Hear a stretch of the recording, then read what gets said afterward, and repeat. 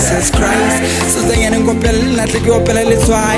Road children, I can do to my little like the I get legend when I wake for very by my time on a good try. So, around 2007 to 2010, the brand Pitso Rah Makhula Trust was formed. And now please allow us as we take you through snippets of our music catalog from our debut to where we are currently. Mzwana came out in 2010. It was recorded at a studio called Best Kind. Music was composed, produced and arranged by Tata Mokwena, Marana Tankwati and yours truly, Pitso Rah Makhula. Mixed and mastered by BK, otherwise known as Bokam Moholodi. This is where we reflect and trace back to where we came from as Africans. Listen,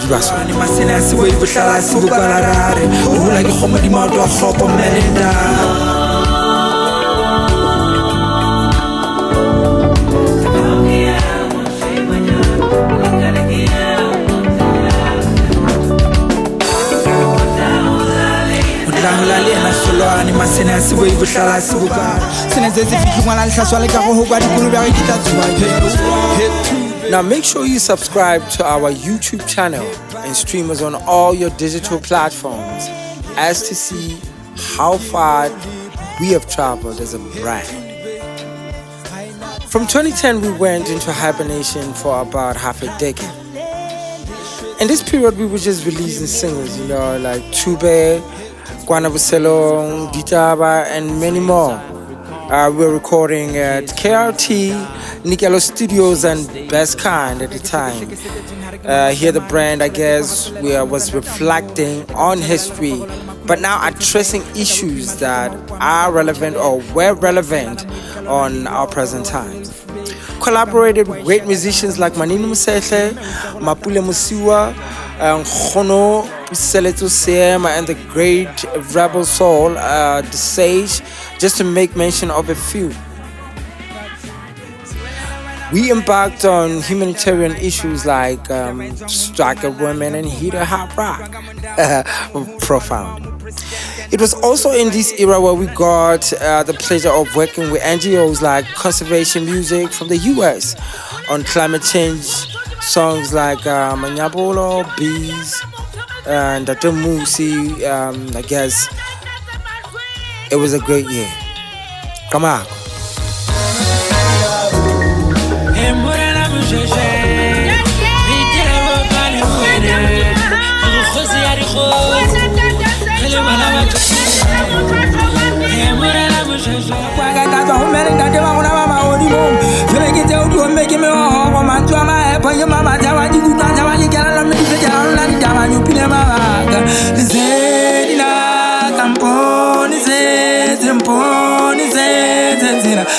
Now, also upon rubbing shoulders with NGOs like Conservation Music, we got a pleasure of collaborating with NGOs like GIZ.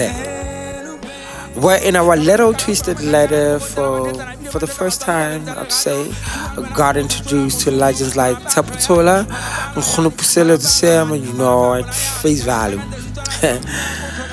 Had a chance to ghostwrite for them. And also wrote a song for Sidi Mutabani on that same project. Sidi Mutabani, we went to school together. This was one of those great reunions, I guess.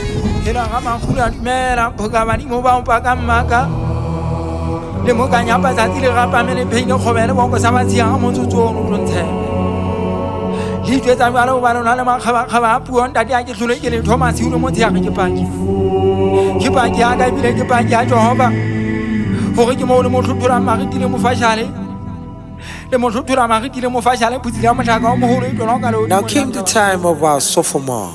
Wow. Haibet Kamako. Haibet Kelelo. Kelelo is a gradual thing, One learns something new every day. So let that be awareness in a nutshell. I guess that's what we were trying to expound into with the music at the time. This is where the brand started exploring on as many avenues as we could, from Afro jazz Now we went into Astron, from when Guayabadimu came through. I mean, that just changed the profile of things altogether. Explored a little bit on the classics, but to shut down. If you could go into our Spotify, wow, it's quite an eclectic offering, if I have to say. We went into far more a bit because now just had much more to do with my articulation, the way I've been projecting my hymns. From Jonatati to the in-betweens, and then Habit Kamako, I'm talking about. If you could really just go back into that catalog, you feel the transition that now we are migrating into something else, and then we started adopting into a more subtle way. I guess from when we started, we learned as the most important thing about Sesotho, how it inhales and exhales. Come on.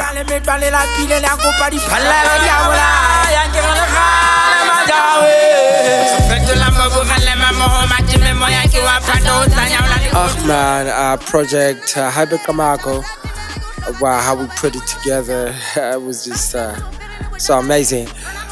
As opposed to the previous times, now we started creating music in more relaxed environments. And by relaxed, I mean with more technical gizmos at our disposal. We were now privy to mobile studios, which most of us have. I mean, currently. I started banding with really young blood, a band called Click Sound, banding, creating music together, just trying to experiment and grow together because I guess that's what we do.